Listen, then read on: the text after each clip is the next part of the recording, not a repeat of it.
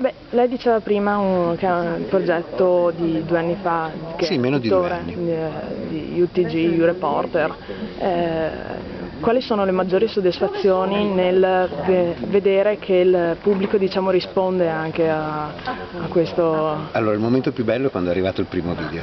Il primo video ti arriva e dici, beh, qualcuno vuole inviarci delle cose. Poi dopo il momento più bello si è trasformato in un altro, quando uno dei nostri video è stato preso da una televisione grande, in quel caso pensa è stato subito il TG5. Dopo alcuni giorni ha preso il primo video, era un professore che fumava in classe con una ragazza che invece soffriva di asma, le diceva di smetterla, lui non la smetteva e ha preso il telefonino, ci ha mandato la cosa, è finito su tutti i TG e ha smesso di fumare.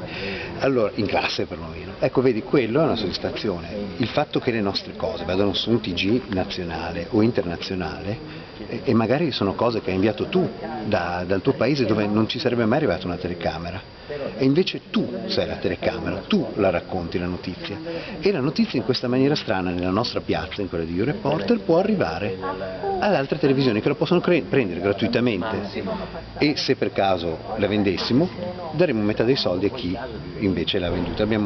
Abbiamo scelto di fare questa strada, finora non è ancora capitato, ma se capiterà in futuro che c'è una vera notizia grossa che la comprano, noi daremo la metà di quello che abbiamo dato alla persona, ma non è questo lo scopo è far girare il più possibile l'informazione partecipativa. Ecco cos'è nato. Noi facciamo informazione partecipativa in cui il nostro claim è News from You, le notizie da te, e le notizie da te che magari gli altri non ti darebbero perché non ci sono 1 milione di telecamere, invece noi siamo 1 milione di telecamere. Secondo lei quale sarà la prossima evoluzione dell'informazione dopo?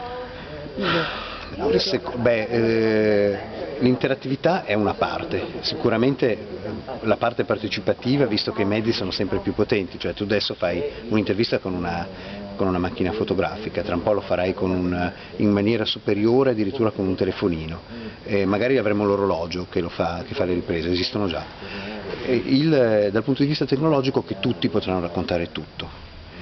La grande evoluzione sarà molto l'informazione on demand. Tu vuoi l'informazione specifica su quella cosa lì e c'è un flusso continuo di informazioni, tu vieni informato su delle notizie che vengono create apposta per te, cioè tu praticamente dai un tuo profilo, a me servono le informazioni su quel quartiere, su quella strada, su quella zona della mia città e mi arriveranno in tempo reale e magari filmate, magari anche di interesse.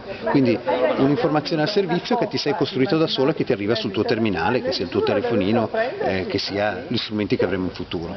No, non è che possa diventare magari una limitazione dopo al voler solo conoscere ciò che sta magari vicino a sé, dopo il resto chissà. Guarda che probabilmente la globalizzazione, stanno spiegando sempre gli analisti, è una globalizzazione molto tecnologica, ma questo ci porta a essere molto più ristretti nel nostro ambito, cioè per contrasto non serve più uscire per conoscere, basta stare a casa. Quindi la globalizzazione ci porta ad essere meno globalizzati, è un controsenso che esiste. Allora, è come tutti i mezzi, in fondo questo è un mezzo, U-Reporter è un altro mezzo, Facebook è un altro mezzo, a seconda di come lo usi. Usiamolo con il cuore e con il cervello, calcolando che questo oggetto qui è solo un mezzo che possiamo usare bene o male. Usiamolo bene e usiamolo come uno strumento, non come l'unico scopo della nostra vita, non è una nostra appendice, come si dice spesso, è una cosa in più che noi utilizziamo perché questo non ha cervello, il cervello siamo noi.